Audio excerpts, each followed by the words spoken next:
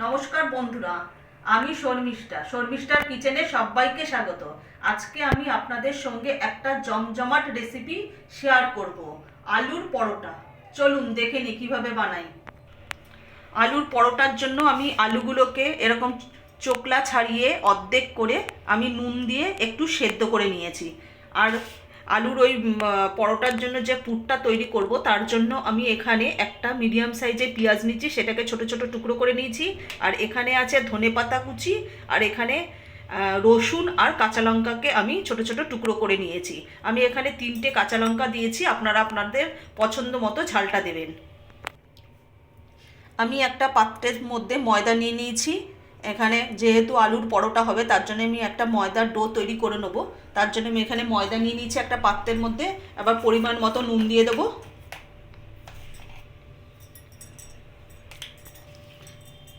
নুনটা আমি আগে হাত দিয়ে এটা মিক্সড করে নেব ময়দার সঙ্গে। তারপর আমি অল্প অল্প জল দিয়ে একটা ডো তৈরি করে নেব।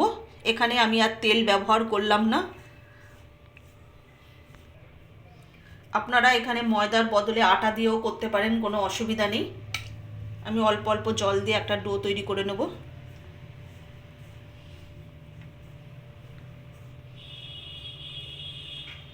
এখানে আবার লুচি করার সময় যে ময়াম দিয়ে নেয়, তেল এবং চিনি দেয়, কিন্তু আমি এখানে কিছুই দিলাম না।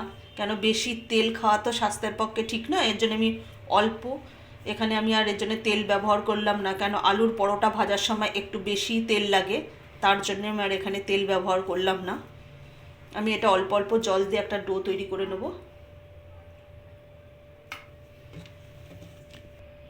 আমার ময়দাটা মাখা হয়ে গেছে।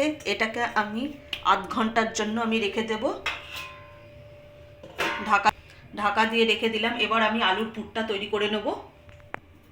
আমি গ্যাসটা ধরিয়ে দিলাম, কড়াইটা আমি বসিয়ে দিচ্ছি। আমি কড়াইয়ের মধ্যে অল্প একটু সাদা তেল দিয়ে নেব আলুর পুরটা তৈরি করার জন্য।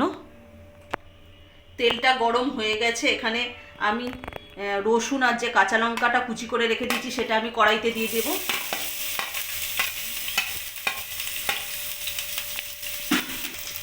রসুন আর কাঁচা লঙ্কাটা একটু ভেজে নেব। রসুন আর কাঁচা লঙ্কাটা ভালো করে ভাজা হয়ে গেছে। এবার আমি পেঁয়াজটা যে কুচি করে রেখে দিয়েছিলাম সেটা আমি কড়াইতে দিয়ে দেবো। পেঁয়াজটা একটু লাল করে ভেজে নেবো আমি। পরিমাণ মতো নুন দিয়ে দেবো। এখানে আমি কিছু উপকরণ দিয়ে দেবো। এখানে একটু গোলমরিচের গুঁড়ো দিয়ে দিলাম আমি হাফ চামচ ধনে গুঁড়ো, হাফ চামচ জিরে গুঁড়ো,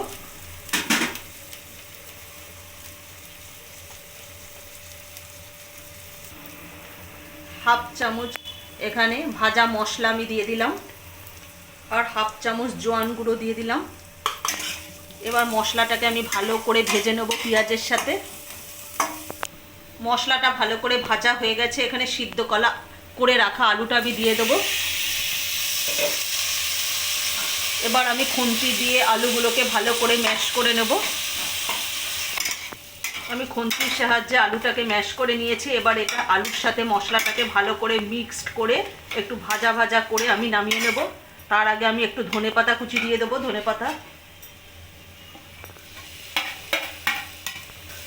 ধনেপাতাটাও আলুর সাথে ভালো করে মিক্স করে আমি ভেজে নিলাম। এখানে আমি আর কোনো হলুদ দিইনি, এখানে হলুদ ছাড়াই আমি করছি। আলুর পরোটার জন্য আলুর পুরটা একেবারে রেডি। এবার আমি নামিয়ে নেব। আলুর পুরটা নামানো হয়ে গেছে, আধ ঘন্টা আমার হয়ে গেছে। এবার আমি এই ময়দার এই ডোটা থেকে আমি লেচি কেটে নেব। আমি 4টে আলুর পরোটা তৈরি করে আপনাদের দেখিয়ে দেবো। আর যেহেতু আলুর পরোটা, এগুলো একটু লেচিগুলো একটু বড় বড় সাইজের নিতে হবে।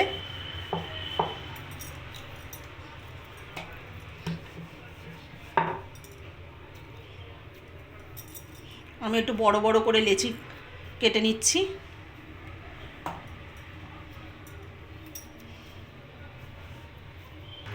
আমি এরকম বড় বড় করে লেচি কেটে নিয়েছি। এবার আমি একটা বেলে দেখিয়ে দেবো আপনাদের, এর মধ্যে পুর ভরে। আগে মাঝখানটা আমি একটু গর্ত করে নেব ময়দা নিয়ে। মাঝখানটা গর্ত করে এবার আলুর পুরটা আমি দিয়ে আগে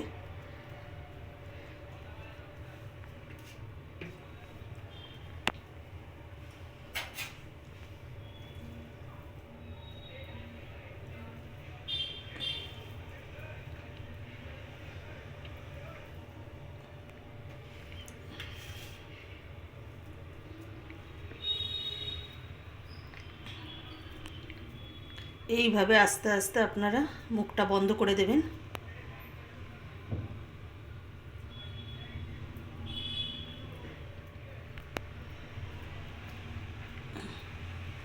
তারপরে মুখটাকে একটু ঘুরিয়ে দেবেন, তাহলে আর আলুটা বেরোবে না। আর বেলার সময় খুব আস্তে আস্তে করে আপনারা বেলে নেবেন, আলতো হাতে। বেশি প্রেসার দিয়ে বেললে তাহলে আবার আলুর পুরটা বেরিয়ে যেতে পারে।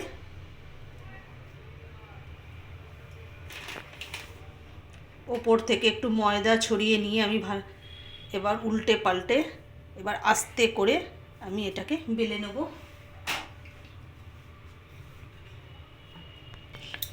এইভাবে আস্তে আস্তে করে আপনারা ওপর থেকে ময়দা ছড়িয়ে দিয়ে আস্তে আস্তে করে বেলে দেবেন। বেশি চাপ দিলে বেরিয়ে যাবে, এই জন্য আলতো হাতে এটাকে বেলে নেবেন।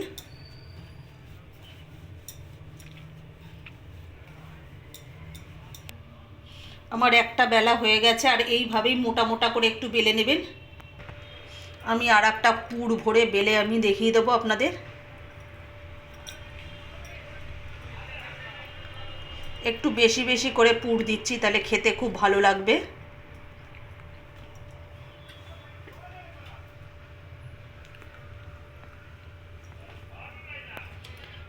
একটু বেশি করে পুর দিচ্ছি, এর জন্য একটু আলতোভাবে বেলতে হবে, নাহলে পুরটা বেরিয়ে যেতে পারে।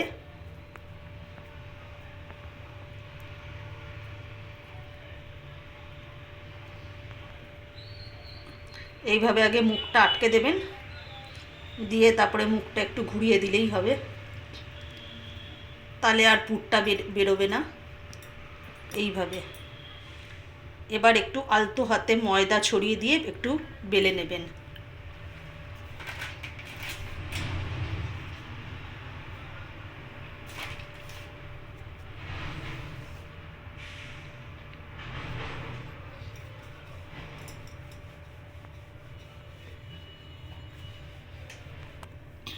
আমার আর একটা বেলা হয়ে গেছে।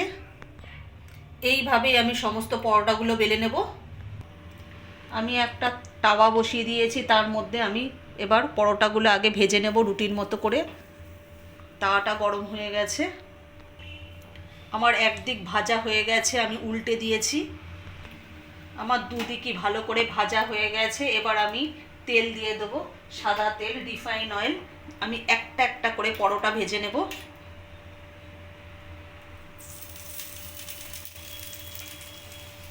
আমি অল্প অল্প তেল দিয়ে একটা একটা করে পরোটাকে ভালো করে উল্টে পাল্টে লাল করে ভেজে নেব। আমার একদিক হয়ে গেছে, আমি উল্টে দিয়েছি, আবার ওই পাটটা উল্টে দিলাম। দেখুন কত সুন্দর হয়েছে দেখতে, খেতে আরও কত সুন্দরই না হবে। এইভাবে একবার বাড়িতে বানিয়ে খেয়ে দেখবেন। আমার একটা ভাজা হয়ে গেছে, আমি এটা ক্যাসারোলের মধ্যে রেখে দেবো। এইভাবেই আমি সমস্তগুলো ভেজে নেব। আমাদের আলুর পরোটা একেবারে রেডি। আপনারা এভাবে একবার অবশ্যই বাড়িতে বানিয়ে খেয়ে দেখবেন। আজকে যদি আমাদের আলু পরোটার রেসিপিটা যদি ভালো লেগে থাকে তাহলে লাইক, কমেন্ট, শেয়ার এবং সাবস্ক্রাইব করতে ভুলবেন না।